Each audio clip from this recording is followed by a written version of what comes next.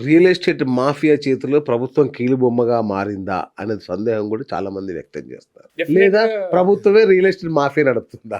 ఈ 2 ఏదో ఒకటి దాన్ని చెప్పాలి. మాఫియా అనలేము. ఆ! ప్రభుత్వానికి రెవెన్యూ అవసరం. హ్మ్. ఆ రెవెన్యూ కోసం ఇప్పుడు వచ్చిన రెవెన్యూ ఇప్పటిదాకా మనకొచ్చిన రెవెన్యూ అంతా సాలరీస్‌కి, వీటికే పథకాలకే సరిపోతుంది. యెస్. ఇప్పుడు ఏదన్నా చేయాలంటే గవర్నమెంట్‌కి ఒకటే దిక్కు రియల్ ఎస్టేట్ చేయాల్సిందే. హ్మ్. అది తప్పని నేను అనట్లేదు. కానీ మీరు మంచి ల్యాండ్‌లు మంచి రేట్‌కి అమ్మినప్పుడు అఫోర్డబుల్ హౌసింగ్ మళ్ళీ క్రియేట్ చేసిన రోజే మీరు అమ్మడానికి మీకు హక్కుంటది. ఎగ్జాక్ట్‌లీ. లేదంటే మీకు గవర్నమెంట్‌కి హక్కు లేదు. ఎందుకంటే హ్మ్. ల్యాండ్స్ ప్రజలే. ఉన్న ల్యాండ్స్ ప్రజలే. ప్రజలే మీరు ల్యాండ్ తీసుకొని ఎక్కువ రేట్లకి రేపు కంపెనీస్‌కి అమ్మొచ్చు, బిల్డర్స్‌కి అమ్మొచ్చు, డెవలపర్స్‌కి అమ్మొచ్చు. కానీ అదే పేద ప్రజలకి, అదే మిడిల్ క్లాస్ ప్రజలకి మీరు అఫోర్డబుల్ హౌసింగ్ క్రియేట్ చేసినప్పుడే మీరు అమ్మడానికి మీకు రైట్ ఉంటది. రైట్. లేదంటే మీరు అమ్మొద్దు. అది. సో, ఫైనల్‌గా చెప్పండి అన్నగారు. అసలు ఇక భూమి అనేది కంటిన్యూ అవ్వడమేనా? దీనికి ఒక ఎండ్ పాయింట్ గాని, ఒక సొల్యూషన్ ఏమన్నా ఉందా? ఈ రియల్ ఎస్టేట్ బూమ్. ఇది డెవలపింగ్ ఎకానమీ ఇండియా హ్మ్. అనేది. అందులో Hyderabad like top 5 cities of India. Yes. Maybe in the next 2 ఇయర్స్‌లో టాప్ 3కో, టాప్ 2కో వచ్చే పరిస్థితి ఉంది. అవును. మనం చూస్తున్న ఇక్కడున్న అవును. డెవలప్‌మెంట్ గాని, గ్రోత్ వల్ల అవ్వచ్చు, ఎంప్లాయ్‌మెంట్ జనరేషన్ వల్ల అవ్వచ్చు.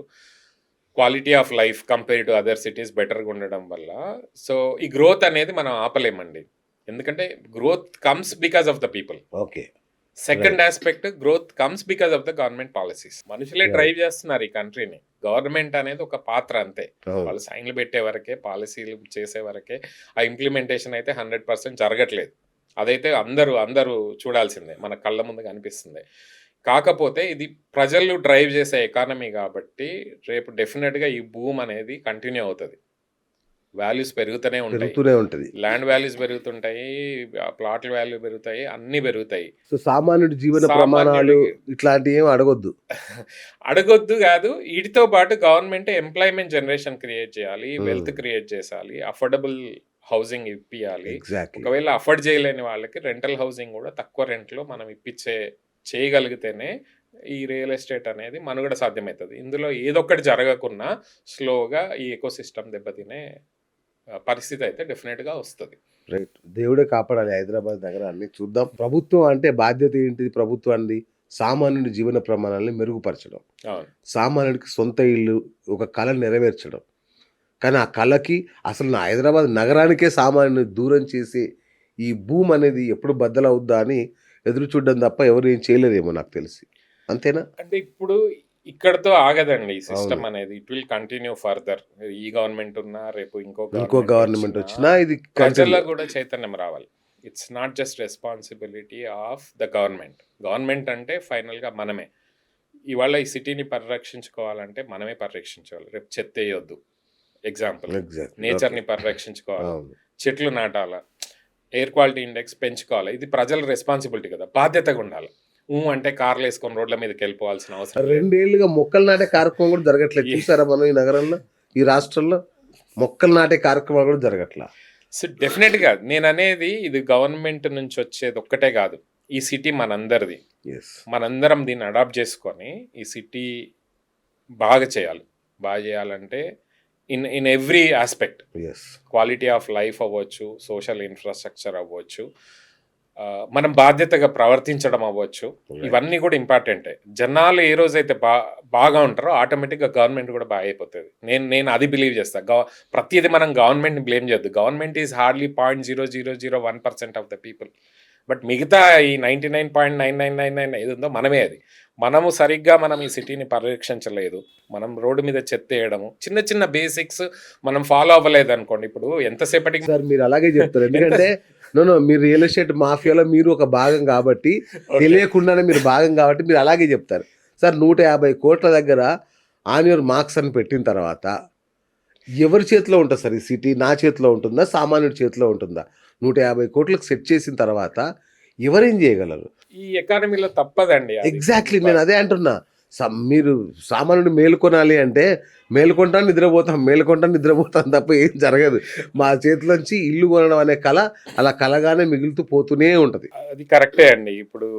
ఇప్పటికే ఆల్రెడీ చూస్తున్నాము. చూస్తున్నాము. 80% ఆఫ్ ద పీపుల్ ఇవాళ కూడా హౌసింగ్ కొనలేని పరిస్థితిలో ఉన్నారు. Exactly. Only 20% of the Hyderabadis అంటే 150 కోట్లలో ఒక 20-30 కోట్ల మంది ఇవాళ ఇల్లు కొనే పరిస్థితిలో ఉన్నారు. ఉన్నారు.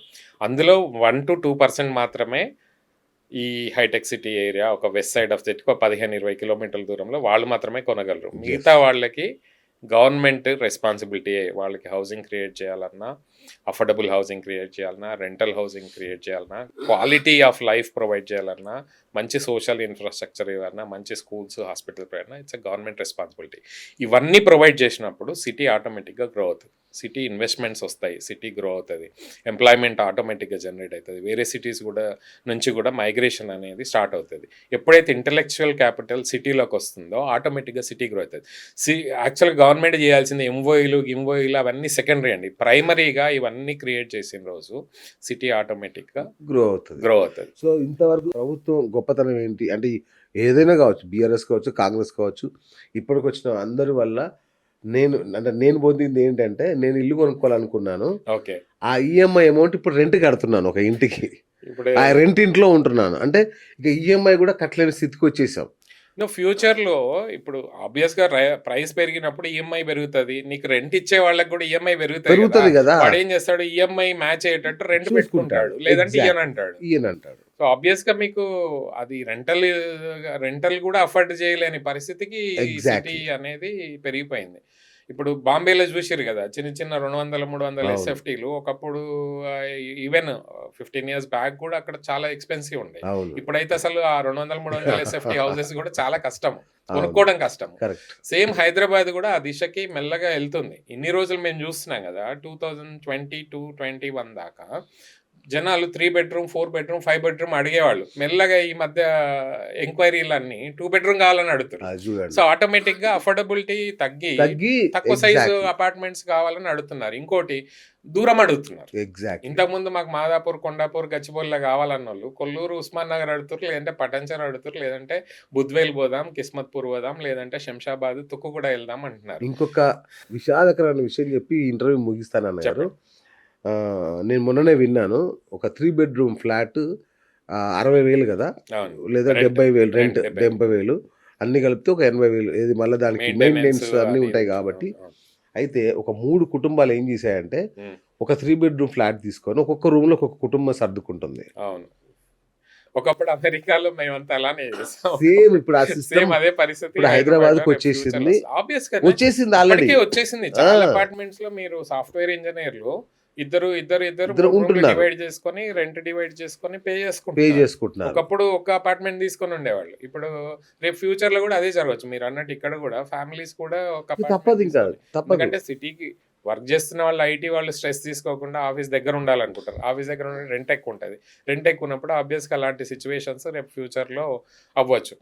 మీరు అదే చూస్తున్నాయి కదా, ఈ మధ్య కోలివింగ్ స్పేసెస్ కూడా ఎక్కువైనాయి. జనాలు పెళ్లి చేసుకోవట్లేదు, ఎందుకంటే రెంటల్స్ ఎక్కువైనాయి, హౌసింగ్ ఎక్కువైంది. నేను హాస్టల్లో చిన్న రూమ్ లో డివైడ్ పెళ్లి కూడా అవుతలేవు. ఎవరు పెళ్లి చేసుకోవట్లా. మొన్న ఒక అబ్బాయి అమ్మాయి పెళ్లి చేసుకొని హాస్టల్లోనే ఉంటున్నారు వాళ్ళు. మీకు హైదరాబాద్ లో కూడా ఏది ముంబై టైప్ లో 200 ఎస్ఎఫ్టీ బంకర్ బెడ్స్ వస్తాయి. Next bunker beds, calling spaces వస్తున్నాయి, మేనేజ్డ్ చిన్న సర్వీస్ అపార్ట్మెంట్స్ రావచ్చు, ఫ్యామిలీస్ సింగిల్ బెడ్రూమ్ అపార్ట్మెంట్ లో ఉండే ఆస్కారం అవ్వచ్చు. ఇంకా కోలివింగ్ స్పేసెస్ అయితే ఆల్రెడీ హైదరాబాద్ లో మీరు ఎక్కడైనా సిటీలో, ఇంతకు ముందు only west side of the సిటీకి పరిమితమైన కోలివింగ్ స్పేసెస్ దిల్సుఖ్ నగర్ లో అయినాయి, ఉప్పల్లో అయినాయి. స్టూడెంట్స్ కూడా కోలివింగ్ స్పేసెస్ లో ఉండాల్సిన అవసరము వస్తుంది.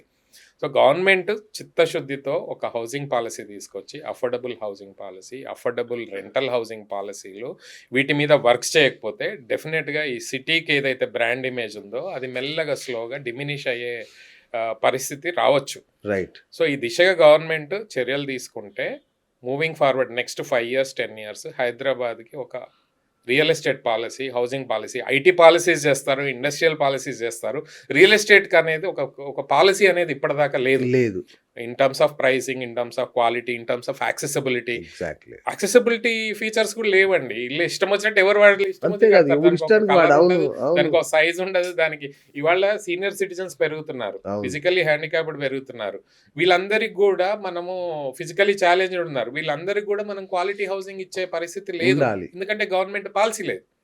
యాక్సెసిబుల్ పాలసీ ఎక్కడుంది? ఎగ్జాక్ట్లీ. ఇవాళ సీనియర్ సిటిజన్స్ ఎక్కువైతున్నారు. వాళ్ళ కోసం అవును. హౌసింగ్ ఎక్కడుంది? వాళ్ళు ఎక్కడెళ్ళి ఉండాలి? ఇంట్లోంచి తరిమేస్తున్నారు పేరెంట్స్. మరి ఎక్కడ ఆ చిన్న చిన్న వాళ్ళకి డిక్కీలలో ఉండడానికి ఎక్కడ ఉంటారు వాళ్ళు? వాళ్ళకి ఉండడానికి ఒక ప్లేస్ కూడా గవర్నమెంట్ క్రియేట్ చేయాల్సిన బాధ్యత ఉంది. ఈ పాలసీలన్నీ క్రియేట్ చేసిన రోజే ఈ హౌసింగ్ సెక్టర్‌కి అనేది వాల్యూ వస్తుంది. ఏ గవర్నమెంట్ కూడా మధ్యతరగతి ప్రజలకి, పేదోళ్ళకి మీరు హౌసింగ్ ఇయ్యకపోతే which is the primary right for any Yes. Of these people provide చేయకపోతే సూపర్. మీకు ఇబ్బందికరమైన వాతావరణం ఫ్యూచర్‌లో ఉంది. ముందులాగా లేదు. లేదు. ఇవాళ ఊరు నుంచి వచ్చిన వాళ్ళకైనా, విలేజ్ నుంచి వచ్చిన వాళ్ళకైనా సోషల్ మీడియా ప్రభావం వల్ల చాలా నాలెడ్జ్ వచ్చేసింది. మీరు వాళ్ళ రిక్వైర్మెంట్స్‌ని ఇగ్నోర్ చేయలేరు. చేయలేరు. ఏ రోజైతే చేయకూడదు. వాళ్ళ Yes. రిక్వైర్మెంట్స్‌ని, వాళ్ళ అవసరాలని గవర్నమెంట్ పట్టించుకుంటే మీకు మనుగడ అనేది ప్రజాస్వామ్యంలో ఉంటది. Yes. లేదంటే 5 ఏళ్ల తర్వాత ఇంట్లో కూర్చోబెడతారు.